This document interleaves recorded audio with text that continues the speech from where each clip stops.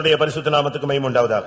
Glory be to the holy name of the Lord. இரண்டாம் Samuel 21ஆம் அதிகாரம் முதல் 3 வசனங்கள் வாசிப்போம்.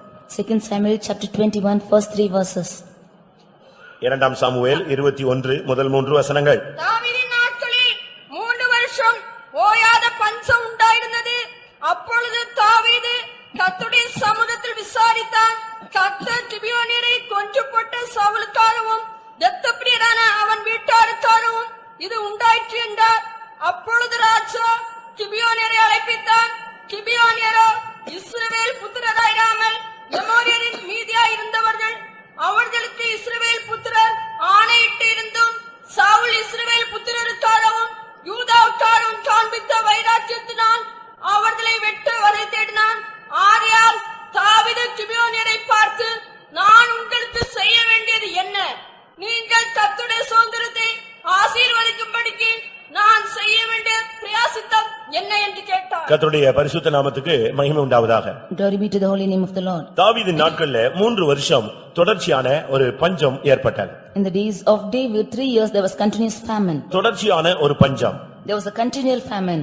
அதிலே அவன் மிகவும் சோர்ந்து போய் விட்டான். He was very weary of it. இப்பொழுது அவன் கர்த்தருடைய சன்னிதானத்திலே போய் விசாரிக்க ஆரம்பித்தான். He went to the presence of God and inquired about நம்முடைய it. வாழ்க்கையில கூட சில பிரச்சனைகள் ஓயாததாக இன்னும் இருந்து கொண்டே இருக்கிறது. Even in our lives we have problems which are not solved till yet. அன்றைக்கு பஞ்சம் ஏற்பட்டது.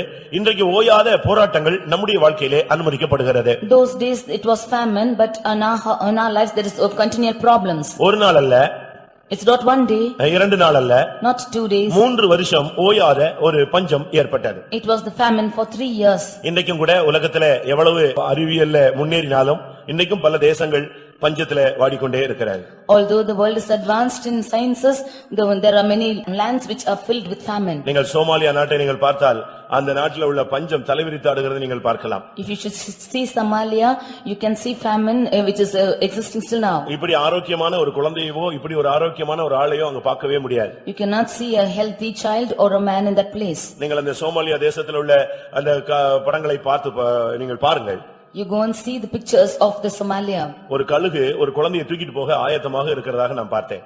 I saw that an eagle was ready to carry a child. அந்த பிள்ளை அப்படியே கைவிடப்பட்ட நிலவரத்துல மெலிஞ்சு ஒண்ணுமே இல்லாம அடுத்து கழுகு அதை தூக்கிட்டு போறதுக்கு ரெடியாக இருக்கிறது. The child being lean and forsaken state, that eagle was ready to carry. வாழ்க்கையிலே நமக்கும் கூட ஓயாத பிரச்சனைகள் இன்றைக்கு வந்து கொண்டே இருக்கிறது. We too have problems which are never ending.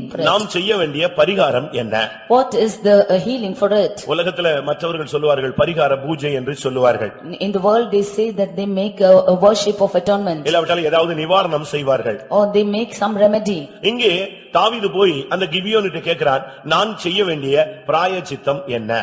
Here David went and asked the Gibeonites, what is the atonement that we shall do for you? பிரியமானவர்களே, உங்களுடைய வாழ்க்கையில இந்த ஓயாத பஞ்சம் வந்திருக்கிறதா? Dear beloved, is this famine coming continually in your life? வருஷக்கணக்காக சில பிரச்சனைகள் உங்களுடைய வாழ்க்கையிலே போராடி கொண்டிருக்கிறதா? For years together are some problems taking place in your life? இந்த பஞ்சம் என்று சொல்லும் பொழுது வேதத்திலே பல நேரங்களிலே இந்த பஞ்சம் சம்பவித்ததாக நாம் பார்க்கலாம். We see in the word of God that many a times famines came to existence. Amos தீர்க்கதரிசன புத்தகத்தை நாம் பார்க்கும் பொழுது In the prophetical book of Amos, அங்கே உள்ள பஞ்சம் வேற ஒரு விதமான பஞ்சம். that the famine existed in a different angle. அது ஆகார குறைவினால் உள்ள பஞ்சம் அல்ல. That it's not the famine because of the lack of food. ஜலக்குறைவினால் உள்ள பஞ்சமும் அல்ல. It's not the lack of water too. வசனம் கிடைக்க கூடாத ஒரு பஞ்சம். The famine wherein the word of God is not received. பிரியமானவர்களே, இந்த காலங்கள் வசனங்கள் கேட்கக்கூடிய ஒரு காலம். This is the period wherein we hear the word of God. இந்த காலங்களிலே நீங்கள் நன்றாக வசனத்தை கேட்டு உங்களுடைய வாழ்க்கையை சீர்படுத்திக் கொண்டே வந்து நீங்கள் பரலோகத்தை நோக்கி பயணப்பட வேண்டும். You should rectify your lives hearing the word of God and go towards a journey towards heaven. இன்றைக்கு பஞ்சம் வந்த உடனே அநேகர் உடனடியாக வேற ஒரு தேசத்துக்கு போக ஆரம்பிக்கிறார்கள். When there is a famine in this place, immediately people begin to go to another place. அது யாராக இருந்தாலும் உடனே அவர்கள் வேற ஒரு பரிகாரத்தை தான் தேடுகிறார்கள். Whoever it might be, they always look for another remedy. ஆதியாகமத்திலே நாம் பார்க்கும் பொழுது When we read in the book of Genesis, 12ஆம் அதிகாரத்திலே chapter 12, அங்கே ஒரு பஞ்சம் உண்டானது. we see a famine which took place. அது ஆபிரகாமின் நாட்களில் ஏற்பட்டது. There in the days of Abraham it took place. Abraham ஒரு விசுவாசத்தின் தகப்பன். Abraham was the father of faith. அவனுடைய வாழ்க்கையிலே ஒரு பஞ்சம் ஏற்பட்ட உடனே அவன் உடனடியாக எகிப்துக்கு புறப்பட்டு போய்விட்டான். When there took place a famine in his life, he immediately went out to Egypt. அதுதான் நம்முடைய தோல்வியினுடைய அடையாளம். That is the sign of our failure. பிரச்சனை வந்த உடனே நாம் எகிப்துக்கு இல்லாவிட்டால் பாவத்துக்கு பழைய நிலவரத்துக்கு நாம் திரும்பி போக கூடாது. When we face problems, we should not go back to our old state or the state of sin. ஆனால் தன்னுடைய குமாரனை எகிப்துக்கு போக கூடாது என்று சொன்ன மனிதன் தன்னுடைய வாழ்க்கையிலே அவன் எகிப்துக்கு போகிறான். He who asked his son not to go to Egypt, in his life he is going to Egypt. பிரியமானவர்களே, வேதத்திலே பல நேரங்களிலே இந்த பஞ்சங்கள் சம்பவித்திருக்கிறது. Dear beloved, in many parts of the word of God we see அந்த நேரங்களிலெல்லாம் அவர்கள் பிராயச்சித்தத்தை தேடாமல் வேறொரு பரிகாரத்தை தான் அவர்கள் தேடினார்கள். But all of them, they did not seek for any remedy to the from the Lord, but they went for another source. ஒரு ஆவிக்குரிய மனுஷன் பிரச்சனை நேரத்திலே ஆண்டவருடைய கரத்திலிருந்து சொல்யூஷனை எதிர்பார்க்கணும். A spiritual man of God should expect the solution from the hand of the Lord. அதை விட்டுட்டு இவன் மாமிசீகமாக உலக பிரகாரமாக உலக நண்பர்கள் மத்தியிலே அவன் பரிகாரத்தை தேடி போக கூடாது. But after flesh, he should not look for a remedy towards his friends or any other people in the world. Abraham அந்த பஞ்சத்திலே எகிப்துக்கு போனபடியினால், Because Abraham went during the famine to Egypt, ஈசாக்கும் கூட அதே பிராக்டிஸ்ல வந்து விட்டான். even Isaac came to that same practice. ஆதியாகமம் 26:1 நாம் பார்க்கும் பொழுது, When we read in Genesis chapter 26:1, ஆபிரகாமின் நாட்களில் உண்டான பஞ்சத்தை அல்லாமல் பின்னும் ஒரு பஞ்சம் உண்டானது. they took a famine again in that land after the days of Abraham. அன்றைக்கு ஆபிரகாம் எகிப்துக்கு போனான், இன்றைக்கு ஈசாக்கு பெலிஸ்தரிடத்திலே போய்விட்டான். Then Abraham went to Egypt, now Isaac went to the Philistines. பிரியமானவர்களே, நீங்கள் பிரச்சனை நேரத்திலே பிராயச்சித்தமாய் தேவனிடத்தில் போகிறீர்களா, மனிதனிடத்தில் நீங்கள் போகிறீர்களா? Dear beloved, for your solution for the problems, are you going towards the Lord or towards man? Ruth 1:1 பார்க்கும் பொழுது, When we read in book of Ruth chapter 1:1, அங்கே எருசலேமிலே இல்லாவிட்டால் பெத்லகேமிலே ஒரு பஞ்சம் உண்டானது. there took a famine in the land of Bethlehem. அந்த நகோமி அந்த புருஷன் பிள்ளைகள் உடனடியாக அவர்கள் மோவாப் தேசத்துக்கு பயணப்பட்டு விட்டார்கள். This Naomi, her husband and both the children, they traveled towards the land from this Bethlehem, Judah. அவர்கள் மோவாப் தேசத்துக்கு பயணப்பட்டார்கள். They went to the land of Moab. அருமையானவர்களே, நீங்கள் எங்கே போகிறீர்கள்? Dear beloved, where are you going to? உங்களுடைய பிரச்சனைகள்ல பிராயச்சித்தம் தேடி நீங்கள் எங்கே போகிறீர்கள்? In your problems, seeking for solutions, where are you going to? நல்ல விசுவாசிகள் தான், You are good believers, அபிஷேகம் பெற்றவர்கள் தான். you are anointed people. ஆனா பிரச்சனை ஓயாமல் வந்த உடனே நீங்கள் போகிற போக்கு என்ன? When your problems come continually, what is your go? 2 ராஜாக்கள் 6 அதிகாரத்திலே ஒரு பஞ்சம் ஏற்பட்டது. 2 Kings chapter 6, they took another famine. அந்த பஞ்சத்திலே கழுத தலை கூட சேல்ஸ்ல கிடைக்காம போய்விட்டது. In that famine, even the head of the கழுதை the ass also was not found. பிரியமானவர்களே, யோசித்து பாருங்கள். We just think and see. இப்படிப்பட்ட பிரச்சனைகள் உங்களுடைய வாழ்க்கையில வந்திருக்கிறதா? Such problems did come in your life. ஓயாத பஞ்சம் என்று சொல்லுகிறது, ஓயாத போராட்டங்களை காண்பிக்கிறது. When we say continual famine, means it's continual problems. மனைவியினுடைய சண்டை ஓயாத ஒழுக்கு என்று சொல்லப்பட்டிருக்கிறது. The fighting of the wife is something which is continual. அப்படியானால் புருஷனுடைய சண்டையும் ஓயாத ஒழுக்குதான். Therefore, even the fight of the husband is also continual. நாம் பிராயச்சித்தமாய் எங்கே போகிறோம்? When, dear beloved, where are we going for our solution? ஆனால் தாவீது இப்படிப்பட்ட நேரங்களிலே தேவனை நோக்கி பயணப்பட்டான். But David traveled towards the Lord for her solution. அவன் உடனடியாக 3 வருஷம் பஞ்சம் வந்த உடனே ஆண்டவரை தேட ஆரம்பித்தான். When there came 3 years of famine, he sought for the Lord. அவன் நினைத்தான் சீக்கிரமாக இந்த பஞ்சம் போய்விடும் என்று. He thought soon this famine will go. மறுபடியும் மழை பெய்துவிடும், செழிப்பாக மாறிவிடும் என்று எண்ணினான். He thought again that it will rain and we can live a life of flourishing. ஆனால் அந்த பஞ்சம் தீர்ந்தபாடில்லை. But the famine did not go. அதுவல்ல, நாமும் கூட சில காரியங்களை விசுவாசித்து எதிர்பார்த்து காத்திருக்கிறோம். Dear beloved, we are also seeking and asking and waiting for some things. ஆனாலும் கூட சில காரியங்கள் நமக்கு வாய்க்காமலே போய் கொண்டிருக்கிறது. But some things did not come to us at all. ஒரு நாள் அல்ல, It's not one day. சில வருடங்கள் கூட அந்த பிரச்சனை வந்து கொண்டே இருக்கிறது. Even for years together these problems are coming. ஒரு பெண்ணுக்கு 12 வருடமாக அந்த வியாதி இருந்தது. One girl had a sickness for 12 years. ஒரு திமிர்வாதக்காரனுக்கு 8 வருஷமாக அந்த போராட்டம் இருந்தது. For a man of palsy he had 8 years of problem. ஒருவனுக்கு 38 வருஷமாக வேதனை இருந்தது. One had a pain for 38 8 years. அந்த பெண் 18 வருஷமாக பாதிக்கப்பட்டிருந்தாள். One woman was striving for 18 years. பிரியமானவர்களே, இப்படி வருஷ கணக்காக நம்முடைய விசுவாசிகள் குடும்பங்கள்ல பலவிதமான போராட்டங்களில் போகிறவர்கள் அநேகம் உண்டு. Like this in the family of our believers, we find that there were problems here for years together. இதுக்கு தாவீது என்ன செய்தான்? What did David do for this? அவன் நேரடியாக கர்த்தருடைய சன்னிதானத்துக்கு போனான். He went to the presence of God for his remedy. ஒரு தேவனுடைய பிள்ளை என்று சொல்லுகிறவன் கர்த்தரிடத்தில் போய் விசாரித்து பழக வேண்டும். A child of God should go and inquire the Lord for his problems. உங்களுடைய பிரச்சனைகளுக்கு யாரிடத்தில் நீங்கள் பரிகாரத்தை தேடுகிறீர்கள்? For whom are you seeking for solutions? ஒரு சில ஊழியக்காரங்கிட்ட போய் கேட்பாங்க. Some of them will go and ask for the workers. அவங்க ஏதாவது சொல்லுவாங்க. They will take something. அது ஒரு சில நேரங்களில் கை கொடுக்காமல் போய்விடும். Sometimes it might happen or it will go. அதுக்கு பிறகு அவங்க ஊழியக்காரங்க பக்கமே வர மாட்டாங்க. Then they will never come close to the workers. ஒரு சிலர் அப்படி அல்ல. Some are not so.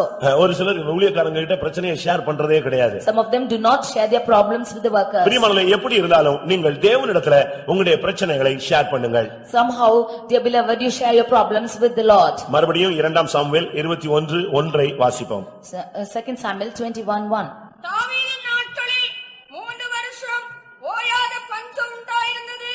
அப்பொழுது தாவீது கர்த்தருடைய சமூகத்தில் விசாரித்தான். கர்த்தர் கிபியோனியரை கொன்று போட்ட சவுலுக்காகவும் இரத்தப்பிரியரான அவன் வீட்டாருக்காகவும் இது உண்டாயிற்று என்றார். பிரியமானவர்களே, அவன் கர்த்தரிடத்தில் விசாரித்தான். Dear beloved, he inquired of the Lord. இன்னைக்கு நம்மில் எத்தனை பேர் பிரச்சனைகள் நேரத்தில் கர்த்தரிடத்தில் விசாரிக்கிறோம்? Today, how many of us are inquiring the Lord for our problems? மனைவியினுடைய வயிற்றிலே குழந்தைகள் மோதிக்கொண்டிருந்த பொழுது ஈசாக்கு தேவனை நோக்கி ஜெபித்தான். When the children were fighting in the womb of the wife, Isaac prayed to the Lord. அதேபோல அந்த ரெபெக்காள் கர்த்தருடைய சன்னிதானத்தில் போய் விசாரித்தாள். Even so, Rebecca went and inquired from the Lord. தாவீதினுடைய வாழ்க்கையை நீங்கள் பார்த்தால், if you seek consider the life of David, எந்த ஒரு பிரச்சனை ஆனாலும் தேவனிடத்தில் தான் அவள் விசாரித்து பழகினாள். for any problem he only inquired from the Lord. உங்களுக்கு மனசாட்சியை தொட்டு சொல்ல முடியுமா? Can you touch your conscience and உங்கள் say, இதயத்தை தொட்டு சொல்ல முடியுமா? can you touch your heart and say, என்றைக்கு இந்த மார்க்கத்துல வந்தீங்களோ அதுக்கு பிறகு என்னுடைய பிரச்சனைகளுக்கெல்லாம் கர்த்தரை மாத்திரம் தான் விசாரிக்கிறேன்னு சொல்றவங்க எத்தனை பேர் இருக்கீங்க? from the time you came to this religion, how many of you can say you have been inquiring your problems from the Lord? கர்த்தரிடத்தில் நீங்கள் விசாரித்தால் தெளிவான ஒரு விடை உனக்கு கிடைக்கும். If you should inquire the Lord, then you can have a right answer. அதை விட்டுவிட்டு leaving that, ஆபிரகாமை போல நீங்கள் எகிப்துக்கு போக கூடாது. do not go to Egypt like Abraham. அதுபோல ஈசாக்கை போல நீங்கள் பெலிஸ்தருடைய தேசத்துக்கு போக கூடாது. Even so, like Isaac, you should not go to the land of Philistines. அதுபோல நகோமியை போல நீங்கள் மோவாப் தேசத்துக்கு போக கூடாது. Or like Naomi, you should not go to the land of Moab. இது எதை காண்பிக்கிறது? What does this show? உலகம் மாமிசம் பிசாசை நீங்கள் தேடுவதை காண்பிக்கிறது. This shows that you are seeking for the world, sin and Satan. மாம்சமான மனிதனை தேடி உங்களுடைய பிரச்சனைகளுக்கு நீங்கள் பரிகாரத்தை தேடி போகிறீர்களா? Are you going and seeking for fleshly people for your solutions? உங்களுடைய பிரச்சனைகளுக்கு பிசாசை தேடி போகிறீர்களா? Are you seeking for Satan for your solution? உங்களுடைய பிரச்சனைகளுக்கு உலக பிரகாரமான காரியங்களை தேடி போகிறீர்களா? Are you seeking for worldly matters for your problems? அப்படியானால் நீ வாக்குத்தத்த சந்ததி அல்ல. If so, you are not a promised generation. ஒரு காலத்திலே ஆபிரகாம் போனார், ஆனால் பின்பு பாடம் படித்துக் கொண்டபடினால் தன்னுடைய குமாரனை இனிமேல் எகிப்துக்கு அனுப்பக்கூடாது என்று அவன் சொல்ல ஆரம்பித்தான். Once Abraham went to Egypt, but when he learned the lesson, he told his son not to go at any time to Egypt. இங்கே கர்த்தர் சொன்னார், 2 காரியத்தின் நிமித்தம் அந்த ஓயாத பஞ்சம். Here the Lord said, because of 2 reasons, this famine is existing. அருமையானவர்களே, நம்முடைய வாழ்க்கையில பிரச்சனைகளுக்கு 2 காரணம் இருக்கிறது. There are 2 reasons for our problems in our life. ஒன்று கிபியோனியரை கொன்று போட்ட Saul. One is Saul who killed Gibeonites. இரண்டாவது இரத்தப்பிரியனான அவன் வீட்டார். Secondly, the people who are bloodshed by இந்த his 2 household. காரணத்துக்காகத்தான் அங்கே ஓயாத பஞ்சத்தை கர்த்தர் அனுமதித்தார். For these 2 reasons, the Lord had admitted this famine which for 3 years. அருமையானவர்களே, உங்களுடைய வாழ்க்கையில கூட பிரச்சனைக்கு 2 காரணம் இருக்கிறது. In your life also there are 2 reasons for your problems. ஆனபடியால் அவன் கிபியோனியரை பார்த்து கேட்டான், நான் செய்ய வேண்டிய பிராயச்சித்தம் என்ன? Therefore he went and feared and asked the Gibeonites, what shall we do? நான் உங்களுக்கு செய்ய வேண்டியது என்ன? What shall I do for you?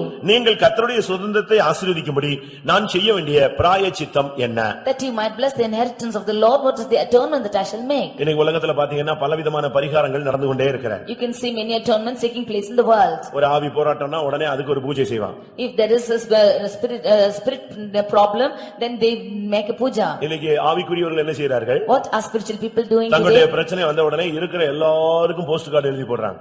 When your problems are coming, immediately you write postcards to all. உடனே அவர் அங்க இருந்து பதில் அனுப்புவார். Immediately you get a reply from them. இப்படி தான் இன்னைக்கு अनेகர் தங்களுடைய வாழ்க்கையில பலவிதங்களிலே பிராயச்சித்தத்தை தேடுகிறார்கள். Like these people are seeking for atonement in their life. ஆனா ரெண்டு காரணம் என்பதை பிராயச்சித்தம் பண்ண வேண்டிய ரெண்டு காரியத்தை கர்த்தர் இந்த காலை வேளையிலே நமக்கு வெளிப்படுத்துகிறார். But the Lord is revealing two reasons for atonement in this morning. ஒன்று கிபியோனியரை கொன்று போட்ட Saul. One is Saul who killed the Gibeonites. இந்த கிபியோனியர் தேவனுடைய ஜனங்களோடு ஒப்புரவாகி இருந்தார்கள். These Gibeonites had made reconciliation with the people of God. எல்லாரும் ஒரு உடன்படிக்கை பண்ணி அவர்களோடு இணைந்திருந்தார்கள். They had made a covenant with the people of God and was united with ஆனால் them. சவுல் என்ன செய்தான்? But what did Saul do? இஸ்ரவேல் ஜனங்களுக்காக, But for the children of Israel, யூதா குடும்பத்துக்காக, for the tribe of Judah, வைராக்கியம் காண்பித்து அந்த கிபியோனியரை கொன்று போட ஆரம்பித்தான். he began to be zealous for it and slew the Gibeonites. பிரியமானவர்களே, நாம் சரியான காரணம் இல்லாமல் இரத்தம் சிந்தக்கூடாது. Without a proper reason, we should not shed blood. சரியான காரணம் இல்லாமல் நாம் இரத்தம் சிந்தினால்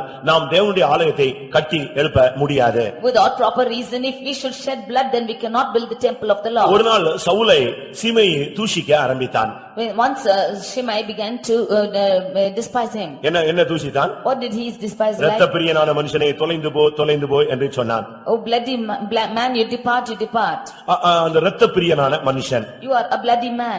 அப்படியானால் நாம் இன்னைக்கு இரத்தம் சிந்துகிறோமா?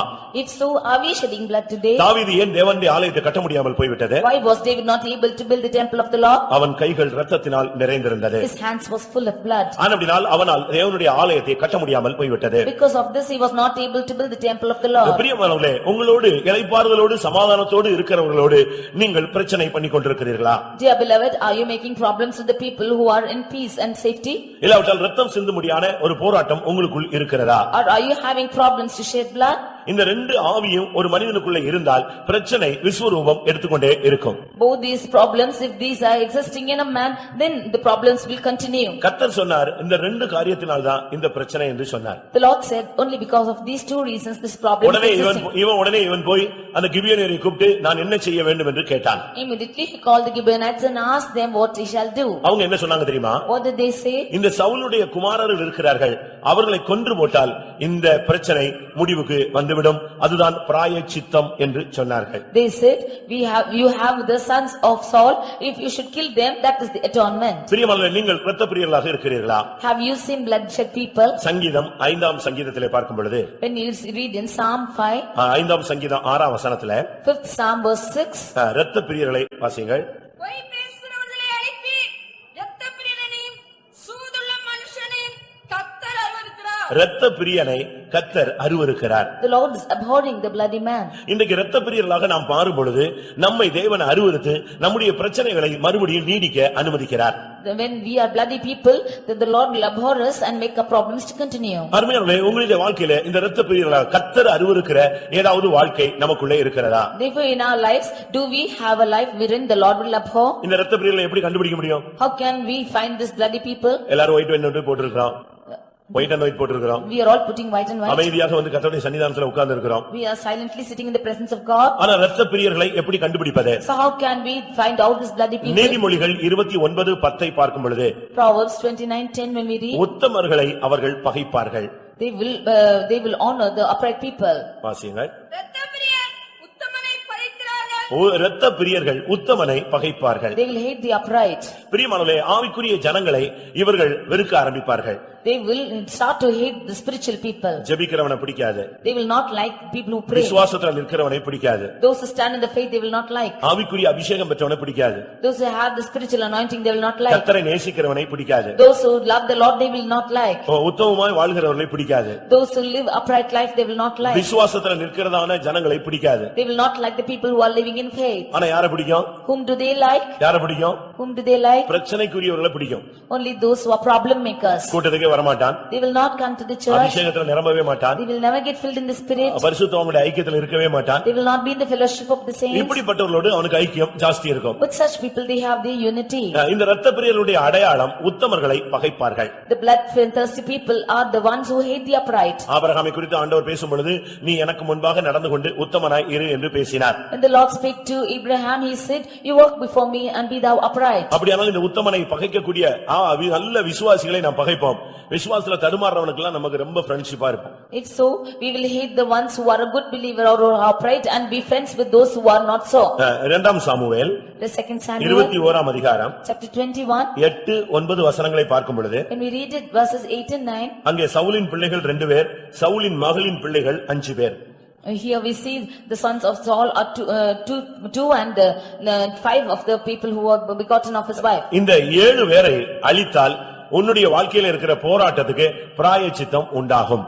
Only when you are killing these 7 people, there can be atonement in your life. சவுலுடைய 2 குமாரர்கள், The 2 sons of Saul, அடுத்து சவுலின் பிள்ளைகள் 5 பேர், and the 5 sons of Saul, இல்லாவிட்டால் சவுலின் மகளின் பிள்ளைகள், all the sons of daughter of Saul. அவங்க சொன்னாங்க இவங்களை நீ அழித்து விட்டால் இந்த பஞ்சம் நீங்கிவிடும். They said if you should destroy them, then the famine will cease. இரண்டாம் சாமுவேல்ல 21ஆம் அதிகாரத்தில் 2 Samuel chapter 21 6ஆம் வசனத்தை நாம் பார்க்கும் பொழுது verse 6 அவன் குமாரரில் 7 பேர் சவுலின் ஊராகிய கிபியாவிலே இருக்கிறார்கள். There are 7 sons, 7 men of his sons in the land of Gibeah. அந்த 7 பேரையும் ஒப்பு கொடுத்தால் இந்த பிரச்சனை நீங்கிவிடும். If you should deliver all the 7, then this problem will உடனே cease. சவுல் என்ன பண்ணினான்? உடனே அந்த 7 பேரையும் கொன்று போட்டான். Immediately David killed all the 7 of them. இரண்டாம் சாமுவேல் 21ஆம் அதிகாரம் 14ஆம் வசனத்தை பார்க்கும் பொழுது When we read 2 Samuel chapter 21 verse 14, அங்கே அந்த 7 பேரையும் கொன்று போட்ட பின்பு அந்த பிரச்சனை முடிவுக்கு வந்தது. after the 7 of them were killed, there was an end to the problem. ராஜா கட்டளையிட்டபடி எல்லாம் செய்தார்கள். அதற்கு பின்பு தேவன் தேசத்திற்கு செய்யப்பட்ட வேண்டுதலை கேட்டு அருளினார். They did as the king had commanded, then the Lord hearkened to their prayer and granted their request. பிரியமானவர்களே, உங்களில் எத்தனை பேருக்கு பிராயச்சித்தம் உங்களுக்கு தென்படாமல் இருக்கிறது? Dear people, how many of you this atonement is not found? எத்தனை பேர் வீட்ல பிரச்சனை இருக்கு? How many of you have problems in your houses? எத்தனை பேருடைய ஊழியத்துல பிரச்சனைகள் இருக்கு? How many of you have problems in your ministries? எத்தனை பேருடைய தொழில்ல ஓயாத போராட்டங்கள் இருக்கிறது? How many of them have problems in their workplace? எத்தனை பேர் வீட்ல ஓயாத பிரச்சனைகள் இருக்கிறது? How many of them have problems continually in your houses? எத்தனை பேருடைய தொழில்ல ஓயாத போராட்டங்கள் இருக்கிறது? How many of your business are you facing continual problem? உங்களுக்கு இந்த கேள்விக்கு பதில் சொல்ல முடியும். You can answer these questions. ஏனென்றால் உங்களுக்கு அந்த நீங்கள் போகிற பாதை உங்களுக்கு தெரியும். Because you know the path you are treading through. இந்த 7 பேரை உங்களுடைய வாழ்க்கையில நீங்கள் அழித்தால் உங்களுடைய வாழ்க்கையில இருக்கிற பிரச்சனைகள் முடிவுக்கு கொண்டு வரப்படும். If you should destroy these 7 people, then there will be an end for your problems. ஒன்று 5 பிள்ளைகள், அடுத்து 2 பிள்ளைகள். First is the 5 children and the 2 children. இந்த 7 பேரையும் தாவீது கொன்று போட்டு அவர்களை ஒப்புக் கொடுத்தான். All these 7 David killed and he yielded them to the Lord. உடனே பஞ்சம் மாறி போனது. Immediately the famine ceased. அதோடு அந்த போயாத பஞ்சம் அவனுடைய வாழ்க்கையிலே இல்லாமல் போய்விட்டது. And after that this famine never came back in his life. இன்றைக்கு ஆராதனை முடிந்து நீ வீட்டுக்கு போகும் பொழுது இந்த பிராயச்சித்தத்தை நீ செய்து முடித்தால் இனிமேல் உன்னுடைய வாழ்க்கையில, ஊழியத்துல, பிசினஸ்ல, வீட்ல இந்த ஓயாத பிரச்சனைகள் வராது, வரக்கூடாது.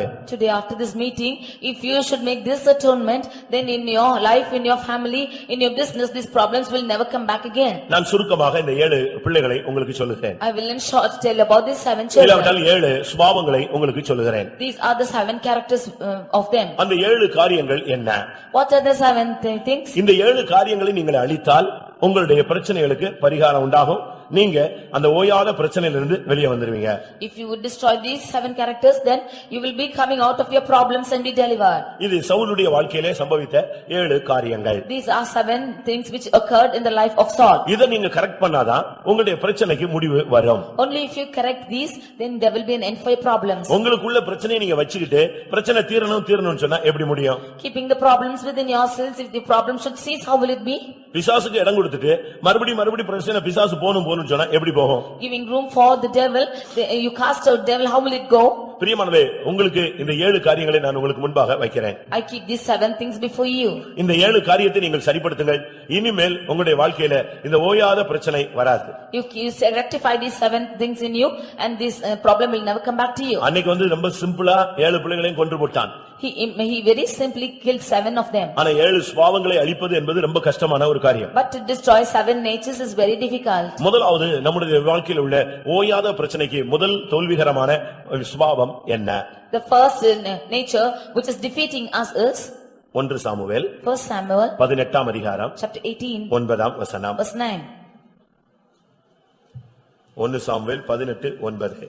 அந்நாள் முதற்கொண்டு சவுல் தாவீதை காய்மரணமாய் பார்த்தான். இதுதான் முதல்ல உள்ள பொல்லாத ஆவியினுடைய போராட்டம்.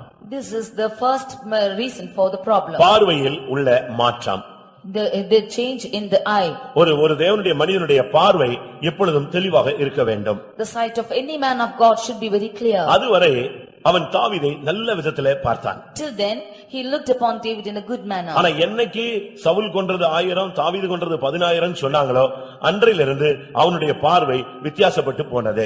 From the day they said that Saul had slain his thousands and David his 10,000s, his eye became different. பிரியமானவர்களே, இந்த முதல் குழந்தை என்று சொல்லுகிறது இந்த முதல் சுபாவத்தை காண்பிக்கிறது. This first man is child is this first character. உங்களுடைய பார்வை எப்படி இருக்கிறது? How is your eye? பரிசுத்தவான்களை எப்படி பார்க்கிறீர்கள்? How are you looking at the saints? ஊழியர்களை எப்படி How பார்க்கிறீர்கள்? are you looking at the workers? ஒரு விசுவாசியை எப்படி பார்க்கிறீர்கள்? How are you looking at the believers? மனைவியை எப்படி பார்க்கிறீர்கள்? How are you looking at the other உங்களுடைய wife? புருஷனை எப்படி பார்க்கிறாய்? How are you looking at the husband? ஒரு தேவனுடைய பிள்ளையை நீ எப்படி பார்க்கிறாய்? How are you looking at the child of God? உன்னுடைய பார்வை காய்மகாரமாக வித்தியாசமான விகற்பமான தவறான எண்ணங்கள் உன்னுடைய பார்வையில வந்துவிட்டால் அது உன்னுடைய வாழ்க்கையிலே ஓயாத பிரச்சனைக்கு ஒரு காரணமாக அமையும். If you have a different eye or you are eyeing somebody, then there will be a problem which is not existing. ஒரு தேவனுடைய பிள்ளை முதலாவது இந்த பார்வையில தெளிவை பெற்றுக்கொள்ள வேண்டும். One child of God should have a clearance in his sight. ஊழியக்காரங்களா பாருங்க. You should see the workers and them by themselves. பரிசுத்தவான்களாய் பாருங்கள். You see the saints as their saints. ஒரு விசுவாசியை விசுவாசியாய் பாருங்கள். You look at a believer as a believer. வயதில் மூத்தவனை ஒரு மூப்பனாக பாருங்கள். You look at the elder, those who are elderly to you as an உங்களுடைய elder. வயதில் சிறந்த சிறியவர்களை உங்களுடைய பிள்ளைகளாக பாருங்கள். Those who are smaller to you, you look them as the children. அப்படித்தான் தீமோத்தேயுல சொல்லப்பட்டிருக்கிறது. That is how it is told in Timothy. முதிர் வயதுள்ளவர்களை நீ எப்படி எண்ண வேண்டும்? How you should count the people who are elder to you. வாலிப சகோதர சகோதரிகளை நீ எப்படி எண்ண வேண்டும்? How you should count the young brothers and sisters. சவுலுடைய வாழ்க்கையில முதல் பிரச்சனையே இந்த பார்வையில உள்ள போராட்டம் தான். In the life of Saul, the first problem is in his sight. அந்த காதுல அந்த வார்த்தை கேட்டதிலிருந்து அவனுடைய பார்வை குழப்பமாகி மாறிவிட்டது. From the day he heard the voice resounding in his ears, this was a problem. நமக்கு கூட சில சந்தேக விதைகளை சத்துரு விதைத்து விடுகிறான். Sometimes there is a seed which is sown in us. இல்லாவிட்டால் களையை பிசாசு நமக்குள்ளே விதைத்து விடுகிறான். Satan is sowing these tares in us. அதுக்கு பிறகுதான் வீடுகளிலே ஓயாத பிரச்சனையை நாம் கண்டுபிடிக்கிறோம். Only after that we have continual problems in our house. உங்களுடைய பார்வை எப்படி இருக்கிறது? How is your sight? இந்த பார்வை அன்றைக்கு மாறினதிலிருந்து சாகுற வரைக்கும் மாறவே இல்லை. From the day that sight changed that day till his death it never changed. அதுக்கு பிறகு தாவீது எத்தனையோ ட்ரிப் அவன் டைரக்டா பார்த்தான். After that David saw him many times. அவனை பேசினான். He spoke to him. ஆனாலும் கூட அந்த உள்ளத்தில் இருந்த அந்த வேதனை அவனை விட்டு போகவே இல்லை. But his eyeing within himself did not go away from him. ஒருவரை ஒருவர் தங்களிலும் மேன்மை உள்ளவர்களாக எண்ணிக்கொள்ளுங்கள். You count one another greater than yourself. ஒரு விசுவாசியை உன்னை விட நல்ல பெரிய ஆளா நீ எடுத்துக்கொள்ளணும். You should count a believer greater than you. ஒரு தேவனுடைய பிள்ளையை உன்னை விட நன்மை உள்ளவனாக எடுத்துக்கொள்ள வேண்டும். You should count another child of God a greater person than you. அவனுடைய ஜீவிதத்தில் சில பொய் இருந்தால் பொய்யை களைந்து நீங்கள் மெய்யை பேசுங்கள். If there be lies in his life, you take away that lie and you speak truth. இந்த காய்மகார பார்வைதான் முதலாவது அவனுடைய வாழ்க்கையில தோல்விக்கு இடம் கொடுத்தது. This sight which is eyeing gave him a first failure. அது வந்த பின்பு After it came, அவனுக்கு இந்த பிசாசு போராட்டம் எல்லாம் அதிகமாகிவிட்டது. the problem of the devil increased in him. 1 Samuel 1 Samuel 16 அதிகாரம் chapter 16 14 வசனம். இரண்டாவது அவனுடைய character. verse 14, the second character. கர்த்தருடைய ஆவி சவுலை விட்டு நீங்கினார். கர்த்தரால் வரவிடப்பட்ட ஒரு பொல்லாத ஆவி அவனை கலங்க பண்ணி கொண்டிருந்தது. பிரியமானவர்களே பாருங்க, இரண்டாவது அவன் பிசாசுக்கு இடம் கொடுக்கிறான். Secondly, he is giving room for Satan.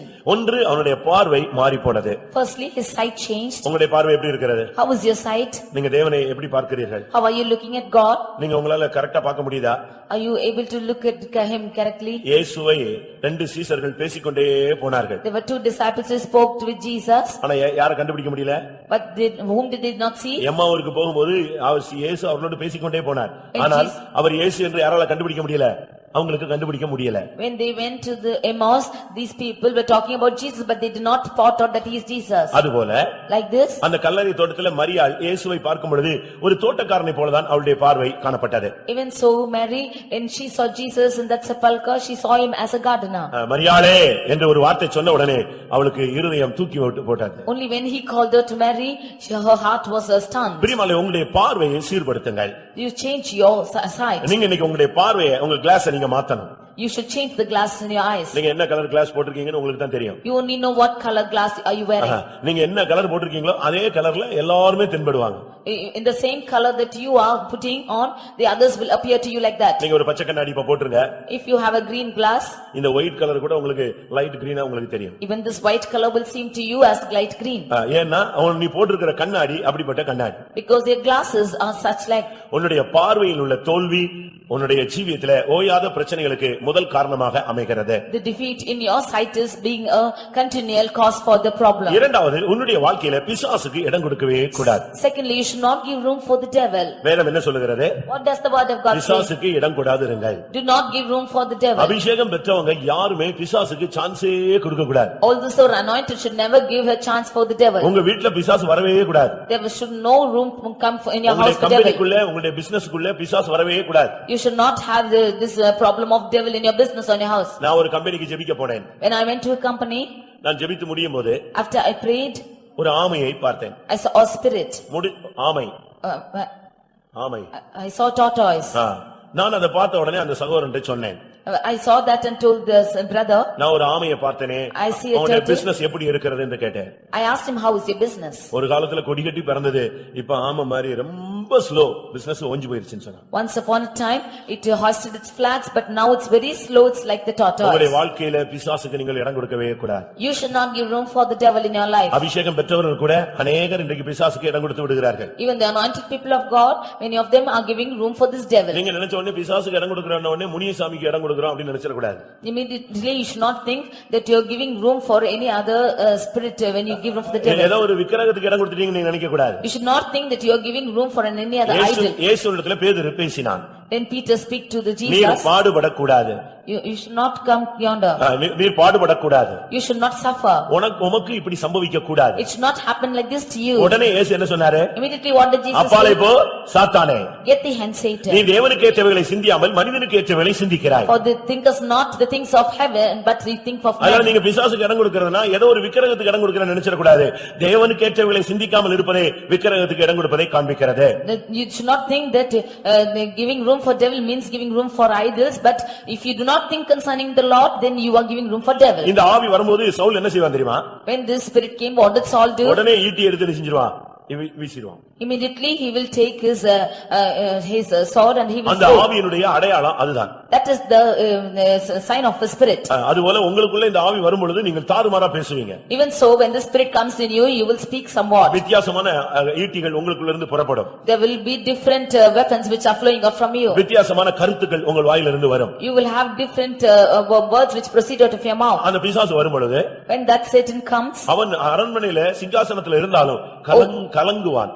Although he is on the throne in the palace, he will be confused. அருமையானவர்களே, உங்களுடைய வாழ்க்கையில நீங்கள் பிசாசுக்கு இடம் கொடுத்திருக்கிறீர்களா?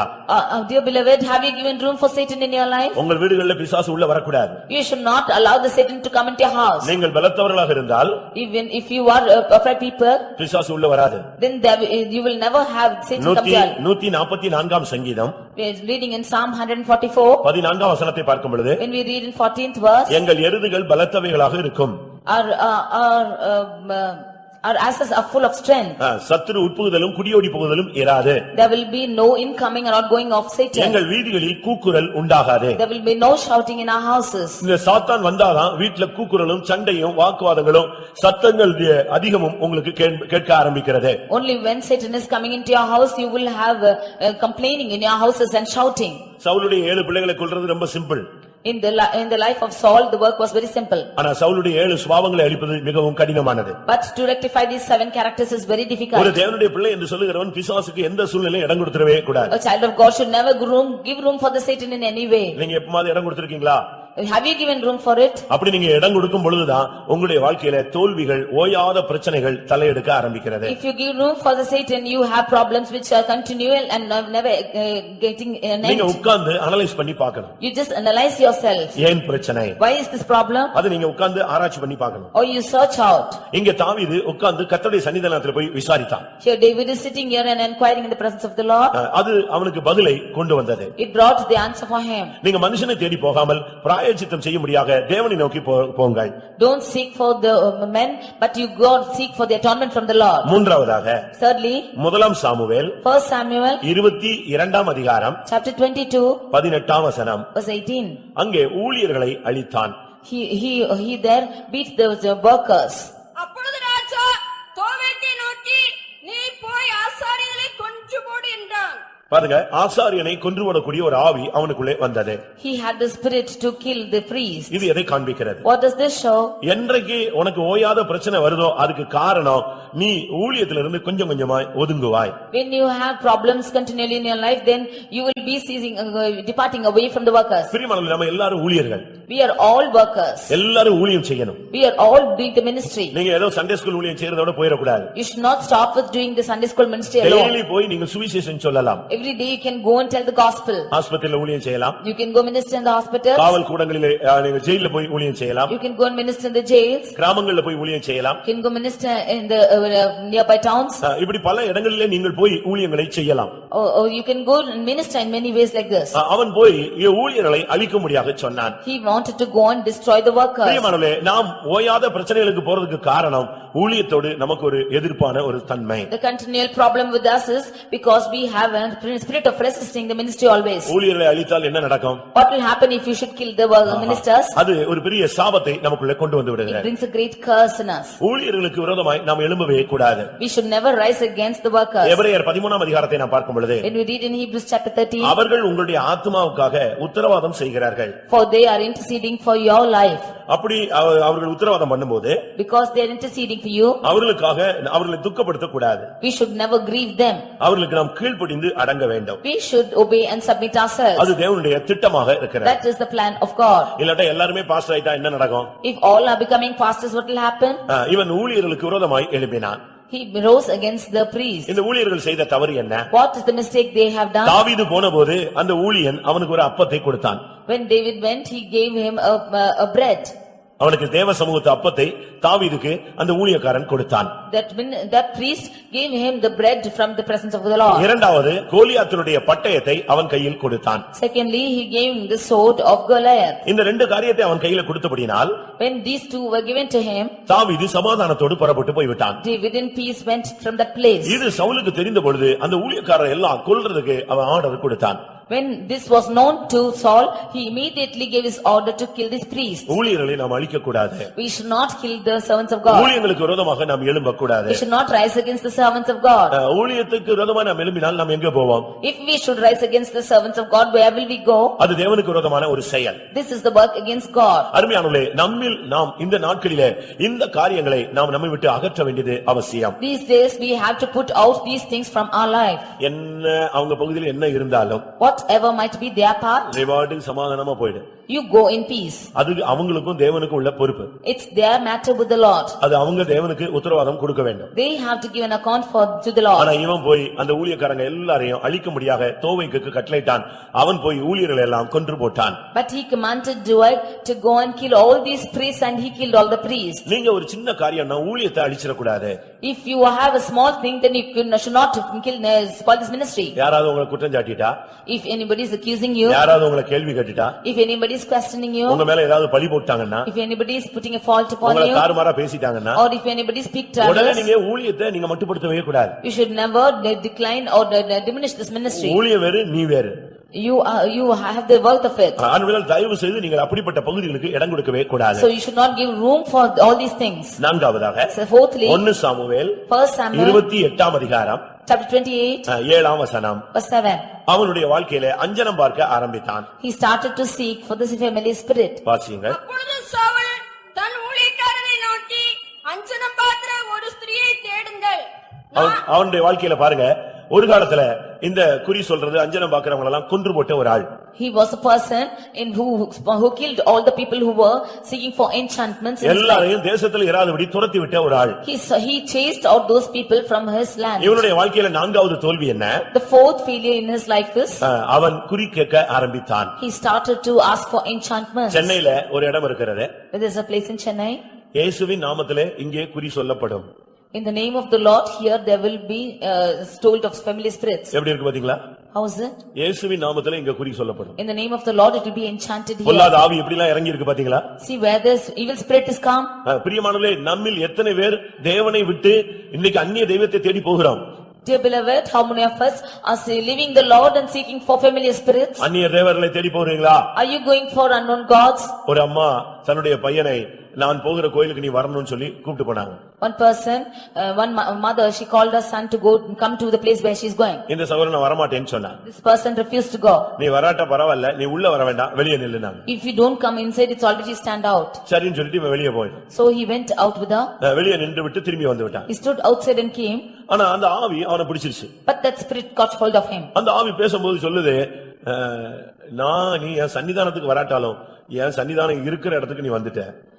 Although you did not come to the place where I am, you came to the doorstep of the place where I am. நீங்க யாராவது அந்நிய தெய்வத்தை தேடி போறீங்களா? Are you seeking for unknown gods outside? மந்திரங்களை தேடி போறீங்களா? Are you going for enchantments? எதுக்கு இந்த வார்த்தையை கர்த்தர் பேசுறாரு? Why is the Lord speaking this? ஏன் இன்னைக்கு இந்த பிரசங்கத்துல இந்த வார்த்தை பிராயச்சித்தத்துக்கு வருது? Why is this message coming out of an atonement? உங்கள யாரோ அஞ்சனம் பார்க்கிற ஆவி உங்களுக்கு உள்ள இருக்கிறது. Some of you have the spirit of enchantments. நீங்க யாரோ ஒரு ஆள் இப்படிப்பட்ட காரியங்களில் ஈடுபட்டிருக்கிறீர்கள்.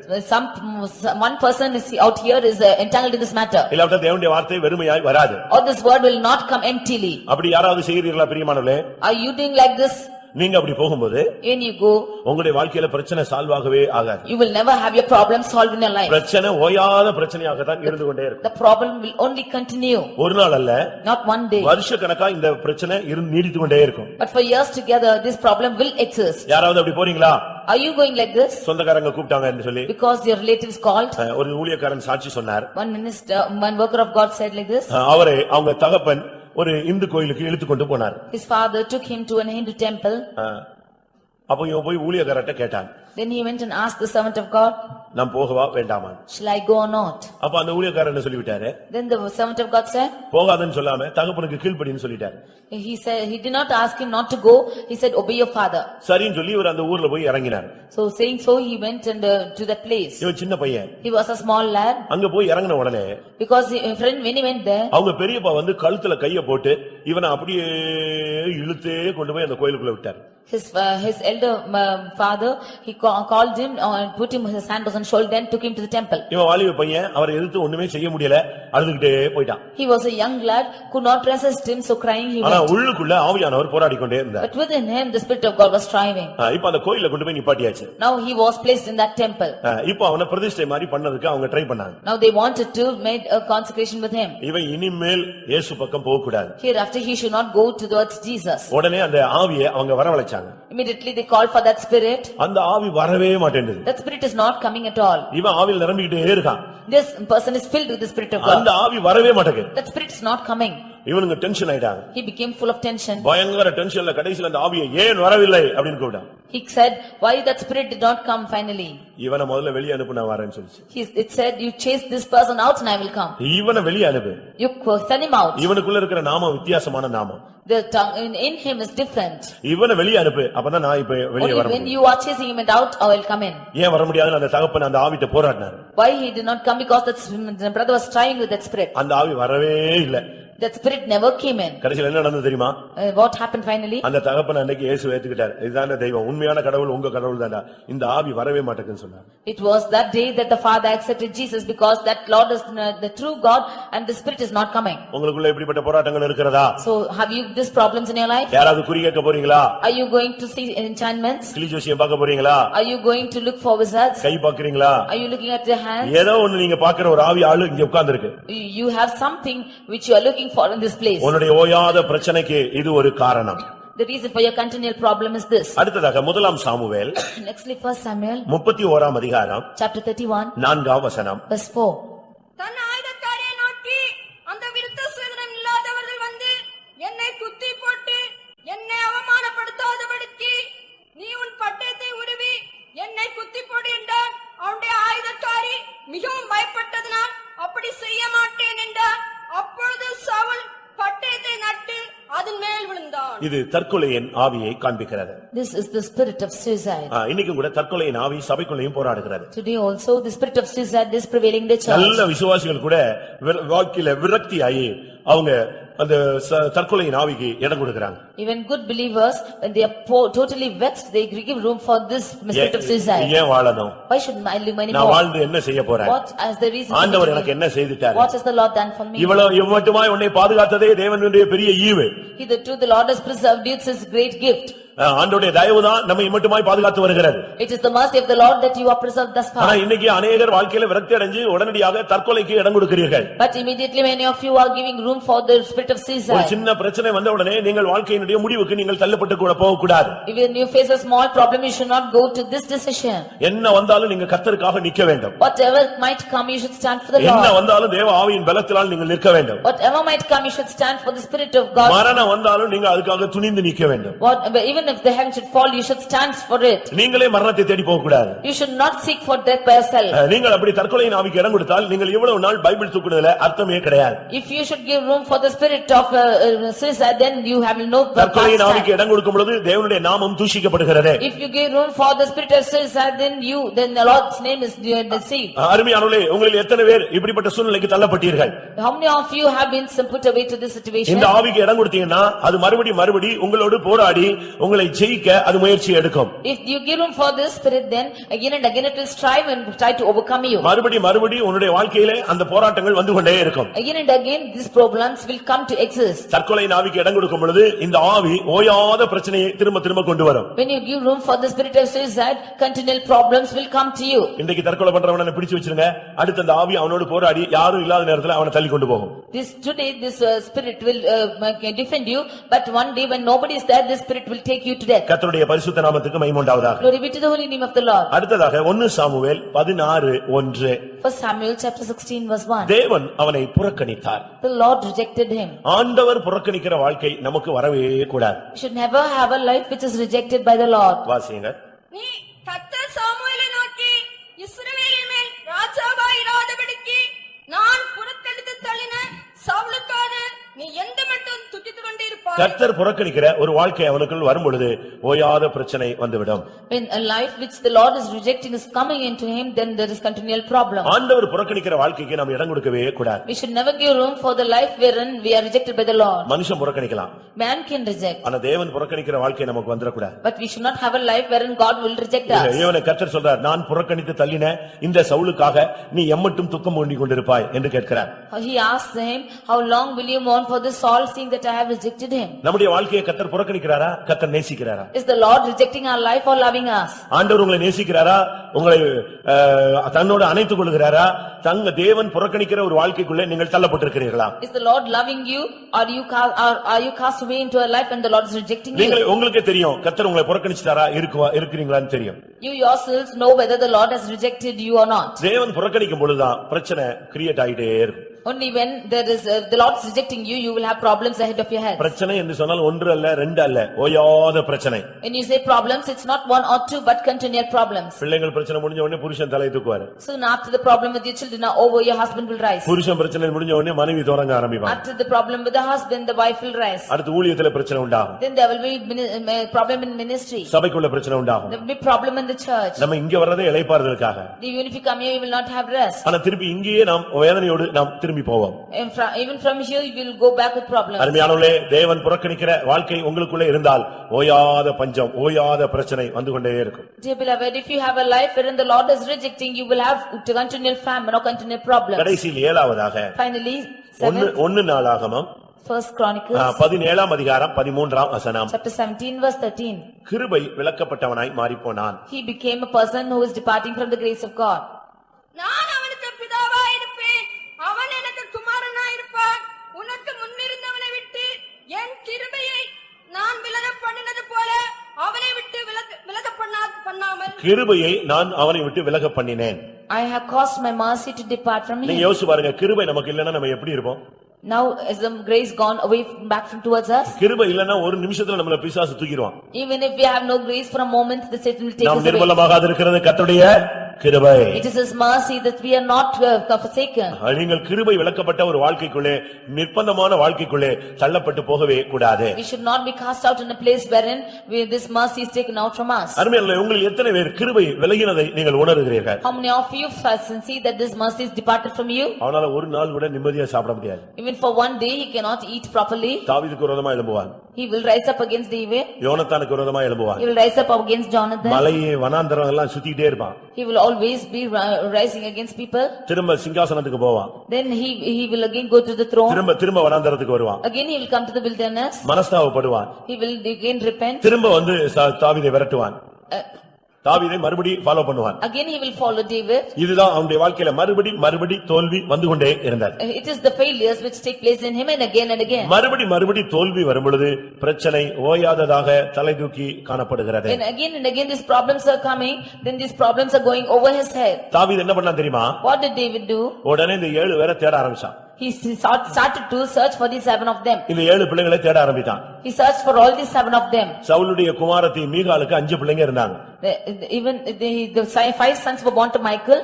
அடுத்து 2 பிள்ளைங்க வேற இடத்துல சவுலுடைய பிள்ளைகள் இருந்தாங்க. And 2 sons of Saul were in a different place. மொத்தம் 7 பேரையும் அவன் கொன்று போட்டான்.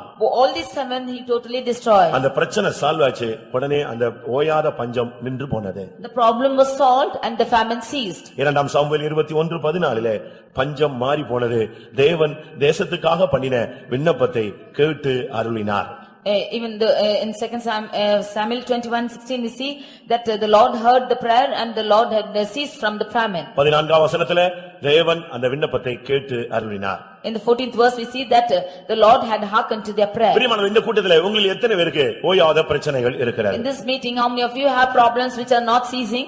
ஓயாத வியாதி, The sickness which is not ceasing. ஓயாத பிசாசின் போராட்டம். Continual power of Satan. நல்ல ஆவியில் நிரம்புறோம், பிசாசு போராடுறான். They will get filled in the spirit but this striving with this evil நல்ல spirit. அபிஷேகத்துல நிரம்பி வீட்டுக்கு போறோம், பிரச்சனைகள் அப்படி இருக்கு. You are getting anointed in the spirit but the problems are still in the house. அது அபிஷேகத்துல உள்ள குறை அல்ல. It's not the shortfall in the anointing. ஆனா நாம் இந்த சவுலுடைய 7 பிள்ளைகளை கொல்லாமலே ஆவியில் நிரம்பிட்டே இருக்கோம். But without killing these 7 sons of Saul we are getting filled in the spirit. இந்த சவுலுடைய ஆவி என்ன தெரியுமா? What are the spirit of Saul? பிசாசுக்கு இடம் கொடுப்பான், ஆவிக்கும் இடம் கொடுப்பான், அபிஷேகத்துக்கு இடம் கொடுப்பான். He will give room for the Satan and also for the spirit of God. எப்படி இருக்கும்னு பாத்தீங்களா? See how it will be.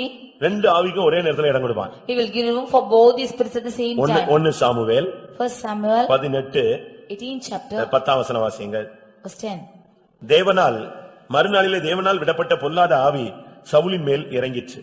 அவன் வீட்டிற்குள்ளே தீர்க்கதரிசனம் சொல்லிக் கொண்டிருந்தான். The next day the evil spirit from the God came upon Saul and he prophesied in the midst of the house. நீங்க அந்த வசனத்தை நல்லா படிச்சு பாருங்க. You just read that verse properly and see. தேவனால் விடப்பட்ட பொல்லாத ஆவி அவன் மேல் இறங்கிற்று. The evil spirit from the God came upon Saul. அதே வசனத்துல அவன் வீட்டுக்குள்ள என்ன செஞ்சிட்டு இருந்தான்? என்ன சொல்லிட்டு இருந்தான்? தீர்க்கதரிசனமோ சொல்லிட்டு இருந்தான். At the same time he prophesied in the midst of his house. அப்ப இவன் லைஃப் எப்படி இருக்குன்னு பாருங்க. See how his life is. ஒரு பகுதியில பயங்கர பிசாசு போராட்டம், இன்னொரு பகுதியில அபிஷேகத்தின் நிறைவு. On one hand and the definite evil spirit is working with him and on the other hand he is prophesying. இது ஜெயமான வாழ்க்கை அல்ல. This is not a victorious life. சின்ன கொஞ்சம் மனஸ்தாபப்பட்டவனே ஒரு அபிஷேகம் வரும், அதை வச்சிட்டு நீங்க வின் பண்ணிடலாம் நினைச்சுக்க கூடாது. After repenting a little you have the anointing but you should not be think that you have the fullness of it. அவன் கேக்குறான், பிராயச்சித்தம் என்ன? He is asking for what is the atonement. கிபியோனியரே, நாங்கள் செய்ய வேண்டியது என்ன? Oh Gibeonites, what shall we do? நீங்கள் தேவனுடைய சுதந்திரத்தை ஆசீர்வதிக்க நான் செய்ய வேண்டியது என்ன? What shall I do that you might bless the inheritance of the Lord? நான் இந்த பஞ்சம் நீங்கிறதுக்கு செய்ய வேண்டிய பிராயச்சித்தம் என்ன? What shall I do in atonement that for this? அதுக்கு நீ செய்ய வேண்டியது என்ன தெரியுமா? What should you do? உன்னுடைய பார்வையை மாற்ற வேண்டும். You should change your sight. பிசாசுக்கு இடம் கொடுக்கிற வாழ்க்கையை நிறுத்தணும். You should stop giving room for the devil. ஊழியர்களுக்கு விரோதமான ஆவி உன்னை விட்டு விலகி போகணும். You the spirit against the servants of God should depart from you. அஞ்சனம் பார்க்கிறது, குறி கேட்கிறது, இந்த ஆவிக்கு நீ இடம் கொடுக்க கூடாது. You should not give room for enchantments of familiar spirits. தற்கொலையின் ஆவிக்கு நீ இடம் கொடுக்கவே கூடாது. You should not give for the spirit of suicide. தேவன் புறக்கணிக்கிற வாழ்க்கைக்கு இடம் கொடுக்க கூடாது. You should never give room for the life wherein you are rejected by the Lord. கிருபை விலக்கப்பட்ட வாழ்க்கைக்கு நீ இடம் கொடுக்க கூடாது. You should never give room for the life wherein grace departs from you. கிருபை விலக்கப்பட்டால், உன்னுடைய வாழ்க்கையிலே தேவன் உன்னை புறக்கணித்தால், நீ சாத்தானுக்கு இடம் கொடுத்தால், ஓயாத பிரச்சனை வந்து கொண்டே இருக்கும். If you depart from this mercy of God, if you give room for the Satan in your life, then the problems will continue. எத்தனை பேருக்கு வாழ்க்கையில உள்ள பிரச்சனை நீங்கணும்னு ஆசைப்படுறீங்க? How many of you want your problems in your life to cease? அப்படி நீங்கணும்னு விரும்புகிறவங்க கண்களை மூடுங்க. So all those who desire, close your eyes. பிரியமானவர்களே, இது ஒரு ஆசீர்வதிக்கப்பட்ட ஒரு நேரம். Dear beloved, this is a blessed time. கர்த்தர் உன்னோடு பேச சொன்னது, நான் செய்ய வேண்டிய பிராயச்சித்தம் என்ன? The Lord asked me to speak to you that what is the atonement that I shall do. சவுலுடைய 7 சுபாவங்களை நீ அழித்தால் உன்னுடைய பிரச்சனைகளுக்கு முடிவு உண்டாகிவிடும். If you would destroy the 7 natures of Saul, then there will be an end for your problems. பஞ்சம் வந்த உடனே எகிப்துக்கு போகாதே. Don't go to Egypt when famine comes. பஞ்சம் வந்த உடனே நீ மோவாபுக்கு போகாதே. Don't go to Moab when your famine comes. பஞ்சம் வந்த உடனே நீ பெலிஸ்தருடைய தேசத்துக்கு போகாதே. Don't go to the land of Philistines when problem comes. மனுஷனை தேடி போகாதே. Don't seek man for your problems. உலகத்தை தேடி போகாதே. Don't seek the world for your problems. குறிகேக்க நீ போகாதே. Don't go for familiar prayers. கர்த்தருடைய சன்னிதானத்துல போய் விசாரி. Go to the presence of God and inquire. எல்லாரும் கண்களை மூடுவோம். All close your eyes. பிரியமானவர்களே, உங்களில் எத்தனை பேர் ஓயாத பிரச்சனையை சந்திக்கிறீர்கள்? Dear beloved, how many of you are continually facing problems? அப்படி ஓயாத பிரச்சனையை சந்திக்கிறவங்க கண்களை மூடி முழங்கால் படியிடுங்க. Those who are continually facing problems, you close your eyes and kneel down. முடிந்தா எல்லாரும் முழங்கால் போடலாம். All can kneel down. கர்த்தர் நம்முடைய மத்தியில கடந்து The வந்திருக்கிறார். Lord is come in our midst.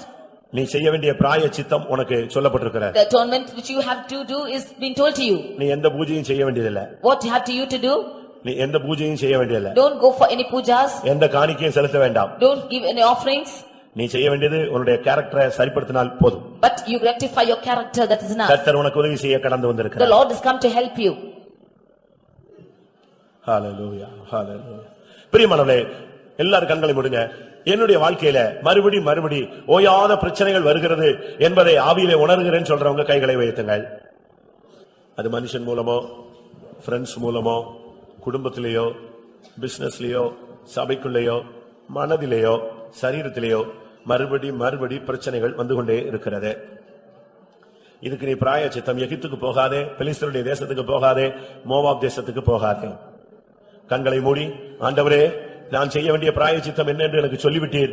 இந்த சவுலுடைய சுபாவம் என்னிலே 100க்கு 100 அழிக்கப்படட்டும் ஆண்டவரே. அல்லேலூயா.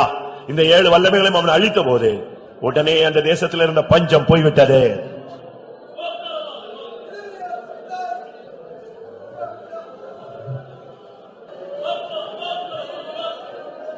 உன்னுடைய வாழ்விலே போராடி கொண்டிருந்த அந்த ஓயாத பிரச்சனையின் ஆவி இன்றைக்கு கடிந்து கொள்ளப்படுகிறது. உன் பிள்ளைய, உன் புருஷனை, உன் மனைவிய, உன்னுடைய குடும்பத்தை ஆட்கொண்டிருந்த அந்த ஓயாத ஆவி உன்னை விட்டு இப்பொழுது விலகி போக போகிறது.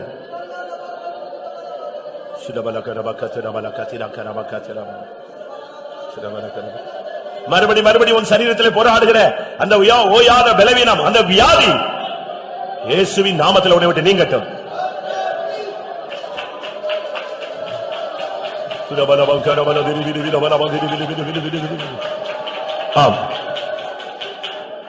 உண்மையாகவே ஓயாத பிரச்சனை எனக்கு இருக்குன்னு சொல்றவங்க 2 பேர்னாலும் கைகளை வைத்துங்க, அவங்களுக்காக ஜெபித்து முடிக்கலாம். கண்டினியூ ப்ராப்ளம் எனக்கு இருக்கு, லாங் ஸ்டாண்டிங் ப்ராப்ளம் இருக்கிறது. ஆமென். அந்த விதவை தொடர்ச்சியாய் அந்த அநீதியுள்ள நியாயாதிபதியத்தில் போய்கொண்டே இருந்தாள்.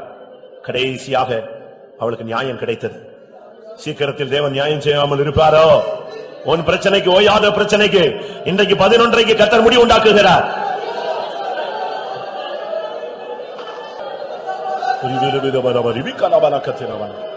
அவன் யாரெல்லாம் கைகளை உயர்த்தியிருக்கிறார்களோ அவங்களுடைய குடும்பங்கள்ல, வாழ்க்கையில போராடுகிற அந்த ஓயாத பிரச்சனையின் ஆவியை இயேசுவின் நாமத்தில் கடிந்து கொண்டு அபிஷேகத்தோடு எல்லாரும் ஜெபம் பண்ணுங்கள். இயேசுவின் நாமத்தில் புறப்படு, இயேசுவின் நாமத்தில் அழிக்கிறேன்.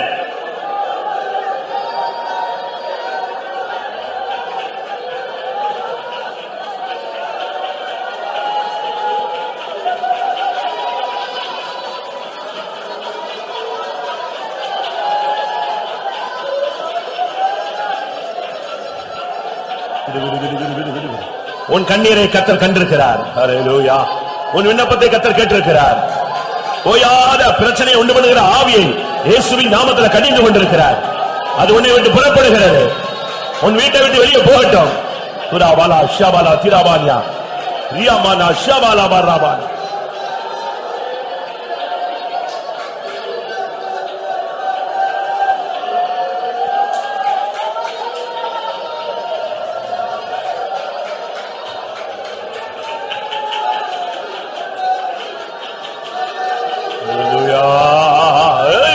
பல பல பல பல பல.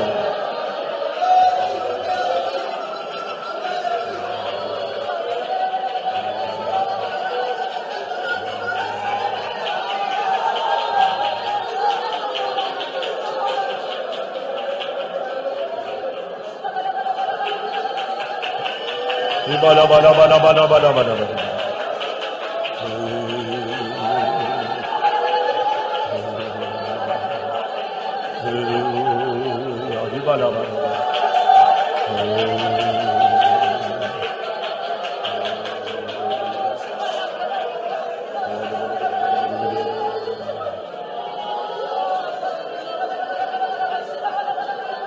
Hallelujah, hallelujah. Ribala bala bala kshabala badira bala kade. Hallelujah. Ida bala kara bakka tiri bide bala balam tiri.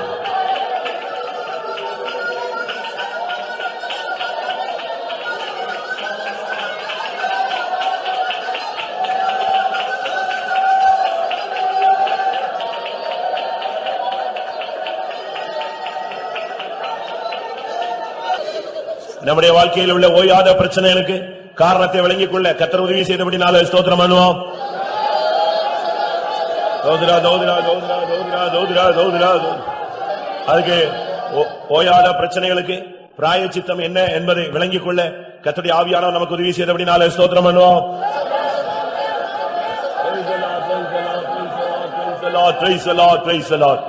ஜனத்தோடு போராடுகிற சவுலுடைய 7 வல்லமைகளை கர்த்தர் அளித்தபடினால ஸ்தோத்திரம் பண்ணுவோம்.